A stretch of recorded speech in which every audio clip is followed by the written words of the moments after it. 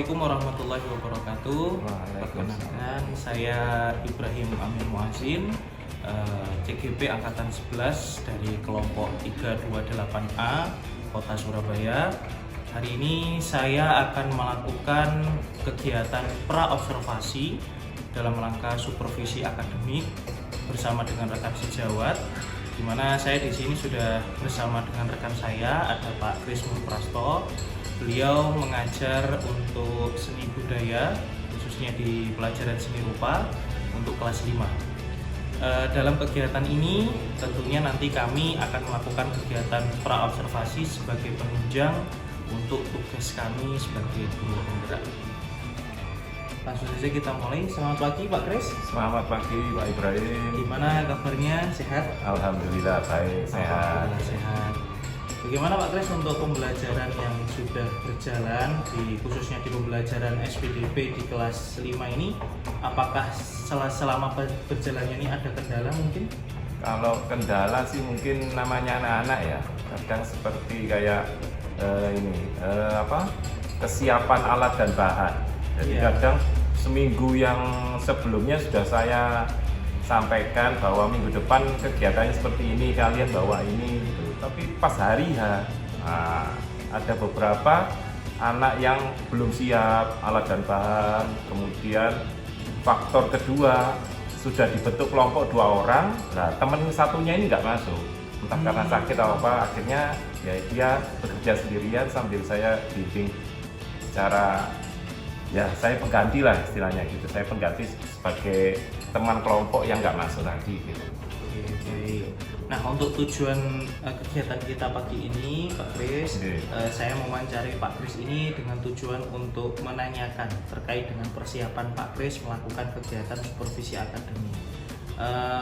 Sebelumnya Pak, saya mau menanyakan terkait dengan tujuan pembelajaran yang mungkin nantinya akan dicapai oleh Pak Kris di pembelajaran ini apa Pak Kris?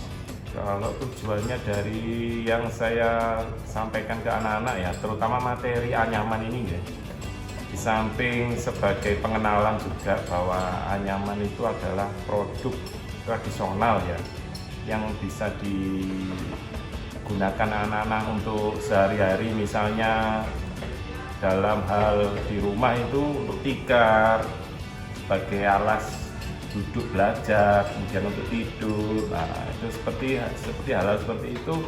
Kalau anak-anak sekarang kan belum mengetahui ya bahwa tikar itu sendiri zaman dulu itu hasil dari anyaman bahan-bahan alam. Oh gitu. Jadi mengenalkan sekaligus juga nantinya mempraktekkan juga anak-anak dalam pembuatan anyaman. Tujuannya seperti itu. Baik. Nah, kalau untuk area pengembangan atau dalam artian yang nantinya akan dituju dari kegiatan pembelajaran ini apa Pak? Nah, jadi tujuannya itu ada 2 Pak. Jadi yang pertama sebagai aspek benda fungsi. Jadi hasil anyaman ini kebetulan dari kertas ya, karena di kota untuk bahan alam kan sulit dicari ya. Kita siasati jadi dari kertas. Tapi dari kertas ini tidak hanya seperti ini aja kemudian selesai gitu enggak. Jadi dari benda kertas seperti ini bisa dibuat untuk ini, istilahnya gitu, bahan untuk bodi atau badan dari tempat pensil, kemudian vas bunga, atau yang kedua sebagai tujuan seni sendiri ya, murni itu sebagai hiasan. Jadi ini nanti bisa dibuat gambar kuda lumping, topeng atau apa, kemudian ya langsung dicantolkan gitu aja, atau diberi figura sebagai hiasan murni, bukan sebagai benda fungsi kayak vas atau tempat pensil tadi gitu. Jadi ada 2 macam itu area pengembangannya memang sebagai objek atau aspek benda fungsinya bisa digunakan untuk berfungsi di benda lain. Kalau sebagai tujuan yang kedua adalah seni murni. Jadi untuk nanti dibuat karya seni lainnya atau dibentuk sebagai karya seni lainnya. Nah, kalau untuk ini Pak Kris, strategi yang nantinya akan digunakan itu seperti apa? Nah, strategi yang akan digunakan itu nanti berarti pertama dalam pengerjaannya ya, yaitu tadi seperti yang saya sampaikan bahwa anak-anak dibagi menjadi kelompok-kelompok. menjadi 2 anggota ya, satu kelompok 2 anggota. Nah ini ada yang satu kertas itu mengerjakan bagian pakannya. Jadi kalau anyaman itu ada dua media ya, dua kertas itu. Lembar pertama itu sebagai pakan, yang lembar kedua itu sebagai lungsi. Nah ya itu tadi dengan 2 anak dalam satu kelompok itu masing-masing akan mengerjakan masing-masing tugas itu tadi, mana yang mengerjakan lungsi, mana yang menjadi mengerjakan pakan. Ketika 2 anak ini sudah mencapai selesai tugasnya, maka penilaian yang kedua kerjasama.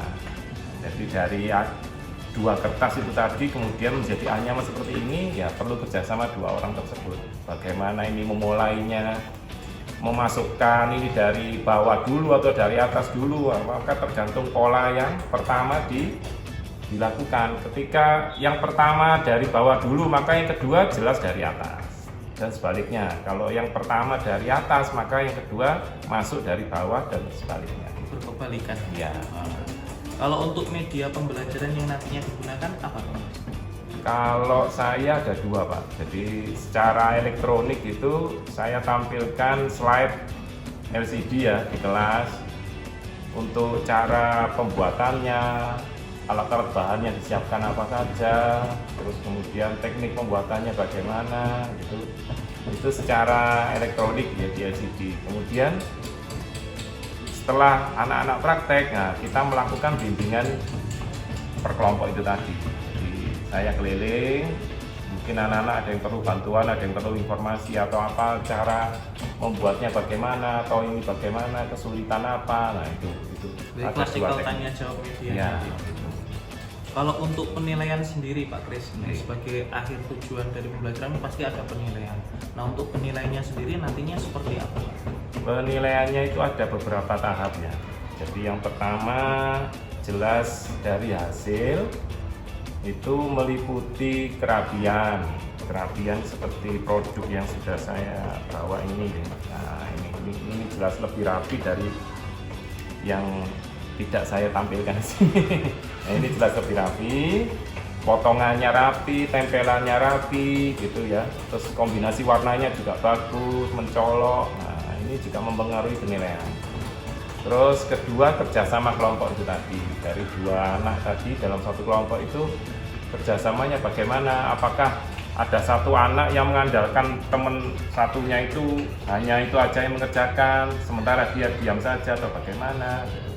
Atau mereka saling membantu, nah itu akan mempengaruhi penilaian juga. Iya, berarti kalau kerjasama ini dalam masuk sikap penilaian sikap ya. Yeah. Jadi kalau untuk hasil ya kerapian, kombinasi warna dan juga unsur seninya sendiri itu ada. Terus ini hasil potongannya ini juga.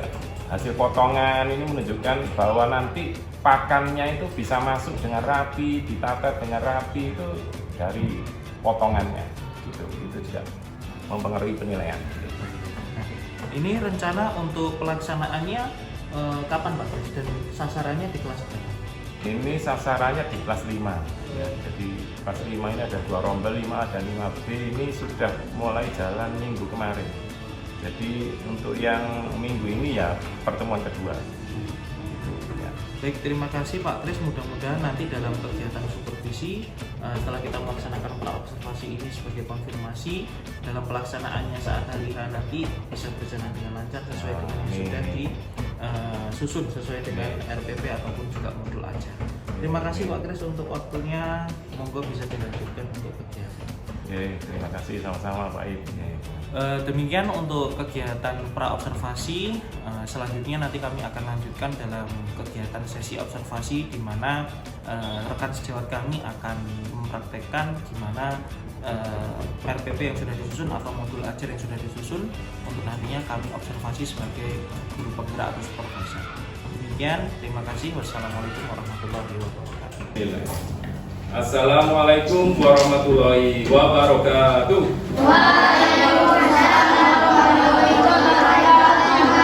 Oke, bagaimana kabar hari ini anak-anak? Alhamdulillah, luar biasa. Allahu Akbar, siap belajar. Baik, untuk siang kali kali ini materi seperti yang di video saya tampilkan ya. Ini nanti materinya adalah tentang anyaman ya. Jadi dalam hal ini anyaman terutama bahannya dari kertas anak-anak ya. Karena di Surabaya di kota besar rata-rata kalau pakai bahan alam sulit, maka kita siasati bahannya dari kertas ya. Nah, seperti yang di video nanti yang kalian lihat nanti ya, sebentar saya jelaskan dulu. Ini nanti bahannya adalah bahan kertas yang terdiri dari dua macam warna yang berbeda dan kontras ya tentunya. Jadi merah sama kuning, putih sama hitam dan sebagainya. Untuk apa? Untuk memperjelas bahwa bidang-bidang yang berlawanan itu akan terlihat.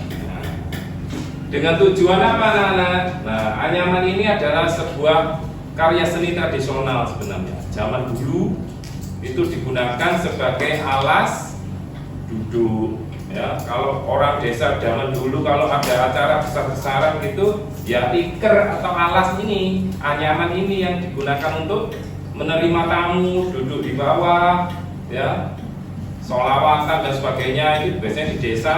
Bahkan sampai sekarang mungkin ya, kalau saya di desa-desa yang masih sangat pelosok sekali itu masih ada insya Allah yang menggunakan anyaman dari bahan alam ya, bahan alam itu seperti kayak rotan ada, kemudian kayak ini apa semacam kayak yang diserut itu bambu ya, bambu yang dihaluskan kulitnya halus sekali, tipis, kemudian dianyam, itu juga bisa ya. Nah, untuk kali ini anak-anak seperti praktek yang sebelumnya ya. Jadi nanti dibagi menjadi kelompok. Satu kelompok itu terdiri dari 2 orang ya. Seperti yang telah dibagi minggu kemarin, sudah ada dibagi kelompoknya kan ya? Ya, oke, berarti hari ini nanti kalau ada yang sudah selesai berarti bisa presentasi. Kalau ada yang belum selesai maka akan dilanjutkan prakteknya ya.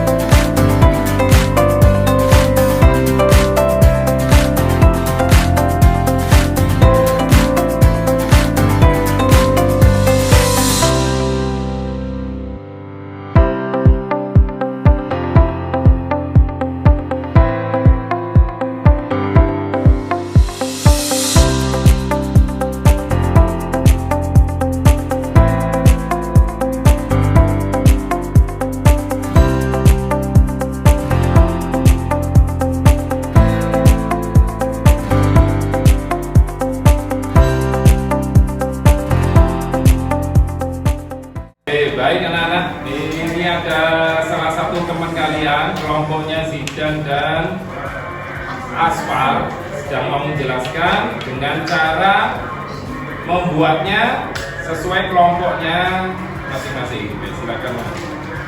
Cara membuat anyaman dengan menggunakan kertas, pertama siap-siapkan bahan seperti kertas putih memperbaiki kertas goreng. Baik Pak Kris, kemarin Pak Kris sudah melaksanakan kegiatan supervisi akademik ya, dan juga kami sudah melakukan kegiatan observasi. Nah, kemudian dalam pelaksanaannya Pak Kris ada beberapa hal yang mau saya tanyakan. Yang pertama, apakah yang dilaksanakan oleh Pak Kris ini sudah sesuai dengan yang sudah direncanakan sebelumnya? Ya, ada beberapa yang sudah sampai prosentasenya lah istilahnya gitu. Jadi karena namanya anak-anak ya, kadang kan problematikanya berbeda-beda masing-masing kelompok kan saya kelompokkan. Jadi terus cara menggarisnya, cara mengukurnya, cara motongnya itu ada tingkat kesulitan tertentu kalau anak-anak itu. Kesiapan alatnya kadang juga nggak terlalu tajam guntingnya, nggak terlalu tajam itu, jadi akhirnya hasilnya juga di luar ekspektasi yang harusnya itu rapi, lurus gitu. Jadi akhirnya ada beberapa kelompok yang memang ya mohon maaf nggak sesuai harapan itu tadi karena kerapiannya kurang karena keterbatasan alat, kemudian si anak sendiri juga kurang bisa untuk memotong, mengukur dan sebagainya. Kemudian kalau kendala yang dialami dalam kegiatan pembelajaran kemarin atau pembelajaran kemarin apa nih Pak? Ya itu tadi sudah saya sampaikan. Jadi yang pertama kadang ada beberapa kelompok itu yang pengukurannya masih kurang bisa. Dalam arti gini ya, mengukur lungsi atau pakan itu selebar 1 cm kemudian ditandai dan sebagainya. Nah itu ketelitian anak untuk meluruskan antara titik atas dan bawah kemudian digaris menjadi satu garis-garis yang nanti akan memudahkan untuk memotong itu kadang bleser. Nah itu akhirnya mengulangi pekerjaan lagi, dihapus lagi, dianggaris lagi. Nah itu yang memakan waktu kembali akhirnya gitu. Tertinggal lah istilahnya dengan kelompok-kelompok yang lain. Jadi lebih lambat akhirnya ada beberapa kelompok yang seperti itu. Kemudian ketika mengalami kendala itu saat di lapangan atau saat melaksanakan praktek pembelajaran kemarin, kira-kira solusi yang saat itu dilakukan? Ya langsung saya turun tangan. Jadi ada beberapa kelompok itu langsung saya suruh ngapus kertasnya, kemudian saya suruh beli yang baru, kemudian saya tandai titiknya. Ada beberapa saya bantu garis, kemudian mereka saya suruh lanjutkan dengan pantauan saya. Ketika masih mencong lagi, meleset lagi, saya suruh ngapus, seketika itu luruskan kaki. Akhirnya sudah sesuai harapan gitu. Nah kalau dari kegiatan praktek sendiri Pak Kris yang sudah dilaksanakan, kira-kira dalam prosesnya yang menarik itu apa Pak Kris? Yang ketika memang kemarin melakukan praktek bersama anak, jadi kira-kira yang menarik atau mungkin pelajaran yang bisa diambil? Nah ini kerjasama terus kemudian ini kalau anak-anak ini kebetulan kan memang pengalaman baru ya menganyam. Di dalam seni rupa menganyam itu kebetulan ini yang teknik paling sederhana, ini yang baru pertama saya sampaikan materi baru. Jadi ya hal-hal baru seperti ini, tapi sudah ada yang begitu bagus kelihatannya itu karena paduan warna kertasnya yang dipilih itu memang menarik. Jadi kontras warnanya misalnya merah sama kuning gitu kan terlihat juga cerah gitu ya. Tapi kadang ada yang sudah warnanya gelap, dia pilih warna kedua, kertas kedua sama gelapnya, jadi nggak terlalu lihat, nggak tahu terlihat kotak-kotaknya itu ya, itu yang kurang menariknya di situ. Ya, nah, jadi itu berhubungan dengan menarik, makanya akhirnya berhubungan juga dengan penilaian. Rubrik penilaian yang sudah disepakati ataupun yang sudah dibuat oleh Pak Kris, bagaimana kemarin? Apakah sudah berjalan dengan baik untuk tahap penilaian? Ya, sudah berjalan dengan baik. Jadi sesuai yang saya cantumkan dalam rubrik tersebut, ya itu tadi kerjasama, kemudian hasil akhir, kemudian kerapian, kemudian kebersihan dan sebagainya itu ya sudah tercapai semua. Kedepannya Pak Kris untuk pembelajaran berikutnya yang terkait dengan anyaman ataupun juga yang tadi saya lupa tadi, apa yang mungkin mau dilaksanakan oleh Pak Kris? Ya kalau untuk jangka panjangnya ya setelah ini mungkin jaringannya yang sederhana itu mungkin bisa diterapkan ke bentuk-bentuk 3 dimensi. Misalnya menjadi semacam penutup bodi dari botol air mineral bekas yang bisa digunakan untuk tempat pensil atau vas bunga gitu. Jadi di cover gitu ya? Ya, jadi nggak kelihatan plastiknya gitu. Jadi itu di cover menjadi dari kertas anyaman itu.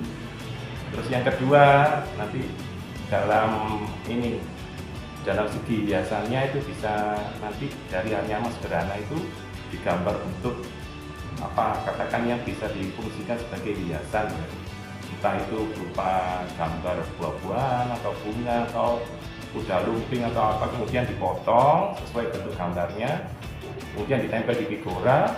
Nah itu akan jadi hiasan sederhana di kelas atau di mana. Jadi ada 2 jenis itu nanti. Ya, jadi rencana tujuan berikutnya. Mudah-mudahan nantinya bisa terlaksana dengan baik. Dan juga nantinya apa yang mungkin dicapai ataupun juga yang sudah terlaksana ini nantinya bisa diperbaiki yang terkait dengan kekurangan ataupun yang mau tersampaikan oleh Terima kasih Pak Tris untuk kesediaan dan juga waktunya Sampai ini. Kemudian nantinya bisa memotivasi dan juga memperbaiki apa yang menjadi praktek pembelajaran. Terima kasih Pak Tris. Sama-sama. Baik Bapak Ibu, demikian kegiatan pasca observasi untuk kegiatan supervisi akademik sebagai penunjang tugas aksi nyata modul 2.3. Kami akhiri. Assalamualaikum warahmatullahi wabarakatuh. Waalaikumsalam warahmatullahi wabarakatuh.